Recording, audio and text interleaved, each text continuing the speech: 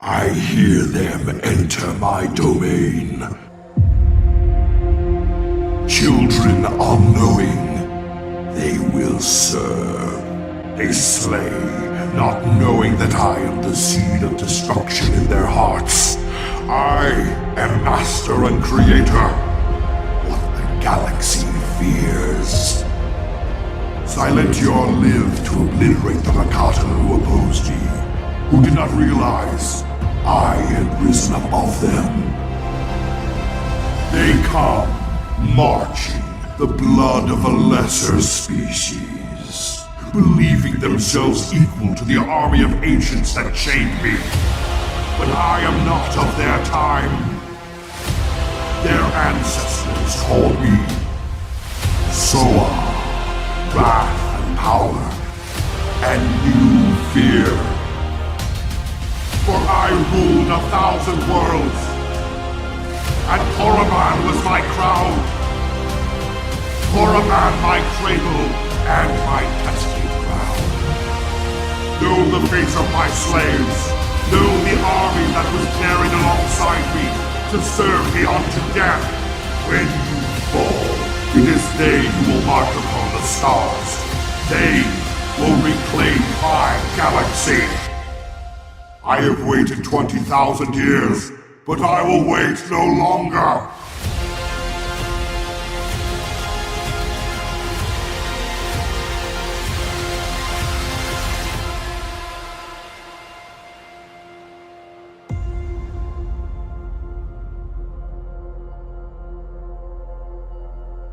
Decades or perhaps even centuries before the events of the Great Galactic War, the Republic discovered a world in the Outer Rim that was seemingly unremarkable. At first glance, the world was of little interest and was currently experiencing an ice age. The surface was covered in nothing but ice domes and shelves. However, they soon realized that hidden beneath the ice, the depths were safeguarding a secret construction. When the Republic investigated further, they found evidence of the ancient civilization known as the Rakatan. Other remnants of this society have been found before, such as the Starforge which was used by Darth Revan. Yet finding them on this world meant that their reach truly spanned the entire galaxy, for this world's name is Belsavis. The Republic discovered many Rakatan devices used for communication around the planet, but deciphering them was difficult and was a task that continued forever. Eventually, they stumble upon a prison. The size of the prison was incomprehensible. It seemingly went on as far as the planet stretched, all constructed in what we now know as vaults. Each vault of the prison was unique and had defensive capabilities suited to the one occupying the prison cells. The ancient Rakatan had even left behind droids to maintain the prisons and their energy cells, although not all the droids were functioning. Even mind trap devices were found. These devices were used to trap powerful individuals who were too dangerous to be left in the material realm. When inside a mind trap, you experience only a white nothingness. Like a man-made void, suicide is not possible within a mind trap. The one trapped within must endure their time, being kept alive in perpetuity. Perhaps it is a fate worse than death. As time goes on, the Republic begin to use the prison themselves, using it to keep their own dangerous tenants held in maximum security. The Republic tried to avoid tampering with the cells and vaults that were already occupied. Even after thousands of years, who knows who or what might have survived, but they would soon learn. If we fast forward now to the time of Star Wars The Old Republic the game, we learn a lot more. During this time, the Empire also discovers Belsavis and learns of its secret Rakatan prison. Rather than seek to take this from the Republic, the Empire instead opted to free many of the prisoners to cause chaos among the Republic. Not to mention that the Sith Empire was interested in freeing the Dreadmasters, who were captured during the war and sent to this prison world. After freeing the Dreadmasters, The Empire seeks to acquire the blueprints needed to replicate the prison world of Belsavis. The Empire was essentially planning to build an entire copy of the prison world so they could have one for themselves. To do this, they needed to know how the ancient Rakata built it. The Empire successfully obtains the information they need by looting the droid memory cores of the builder droids the Rakata left behind to maintain the prison. Retrieving the data was difficult, but the task was completed. We have yet to know if the Empire succeeded in building a copy. Seems like a loose end in the story. If the prison was constructed in secret, I wonder if people like Darth Barris and Darth Jadis were taken to this prison if they are chosen to be spared in someone's class story ending. Just something to think about. The Empire was able to free an ancient Rakatan alien from a mind trap known as Subject 13. It's believed the Republic had a hand in cloning Rakatan aliens, but the Empire takes the opportunity to corrupt one and recruit it. The fate of Subject 13 is unknown. What is cool about that character is the fact that it was able to use essence transfer like a casual Monday routine. Essence transfer was truly a gift the Rakata had mastered. During the same time period, the Republic would make a new discovery about the prison that they've now been using. While exploring the depths, the Republic opened some of the cells that were preoccupied. Most of them had dead occupants, aged to dust. Others had dark side beasts and beings of power.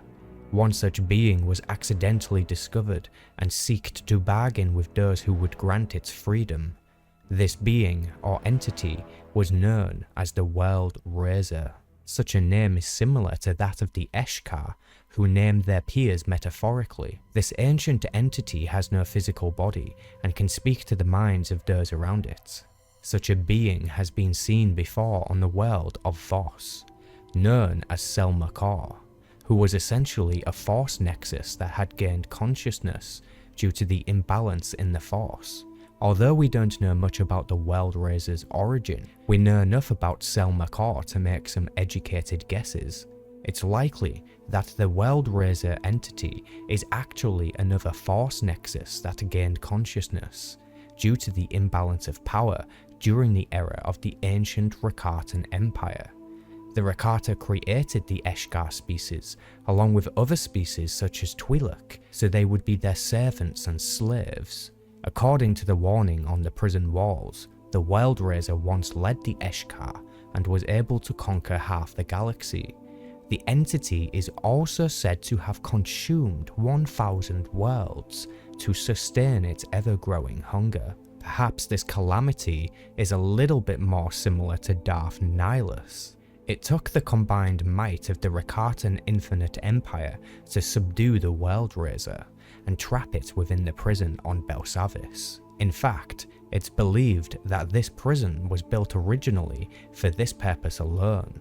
More writings allude to this fact, that the World Razer was the first occupant of this prison. There is more to this story. The Republic can choose to silence the World Razer and make them slumber again, or they can release them. Either way, nothing more is heard from this being. Perhaps if you free it, it simply just leaves and finds a new home, far, far away. However, what if the Rakata had another prisoner, one of their own? After a bombing run on the surface of Belsavis, another vault was revealed.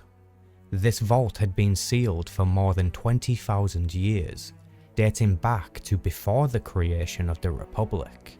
Inside was the ancient Rakatan Lord, known as the Infernal One to his enemies, and known as Soa to his peers. This Rakatan Lord was exiled by his own people and sent to suffer in prison, where he would be chained for eternity. In his own time, Soa was able to conquer 1,000 worlds and bring the known galaxy to its knees. It's entirely possible that Soa is the one who spearheaded the galaxy-wide assault that inspired the creation of the Republic. This malevolent being forced all worlds into slavery and forced them to pay tribute to his grand cause. Any who were not Rakata were his inferiors. He practiced the dark side of the Force, mastering lightning and even levitation. He also had the power to sustain his own life force. Soa actually had a lightsaber during his time, affirming the notion that the Rakatan are the original creators of such weapons.